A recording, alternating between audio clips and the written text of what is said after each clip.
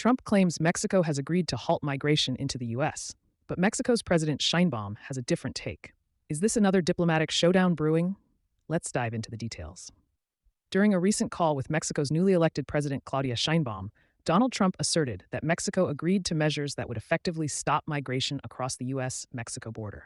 Trump praised this as a step toward closing the southern border, aligning with his long-standing immigration agenda. However, Sheinbaum quickly clarified that while Mexico is committed to addressing migration issues, the focus is on humane policies rather than strict border closures. She emphasized collaboration and respect for human rights as central to her administration's strategy. Adding fuel to the fire, Trump threatened to impose a 25% tariff on all Mexican imports if migration continues unchecked, claiming such measures are necessary to curb what he described as the onslaught of criminals and drugs entering the U.S. Mexican officials warned of severe economic consequences, pointing out that these tariffs could jeopardize the U.S.-Mexico-Canada Agreement, USMCA, and regional stability. Sheinbaum called for building bridges between nations, not walls, highlighting her intention to maintain strong diplomatic ties while rejecting unilateral pressures.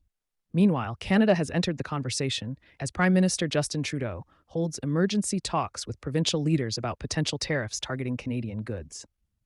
Internal divisions among Canadian provinces regarding how to respond to Trump's threats complicate the issue further. Both Mexico and Canada see these tariffs as threats to North American unity and trade. Trump has also outlined plans for stricter immigration measures and enhanced drug trafficking enforcement, framing these as critical to U.S. security. Analysts, however, note that tariffs imposed during the Trump and Biden administrations have historically impacted American consumers more than foreign economies. Researchers argue that such policies might backfire economically, increasing costs for U.S. businesses and households. As tensions rise across North America, will diplomacy prevail, or are we heading for another trade war? Stay updated with us as we break down the latest developments. Don't forget to like, share, and subscribe to Neuro News for your daily dose of global headlines.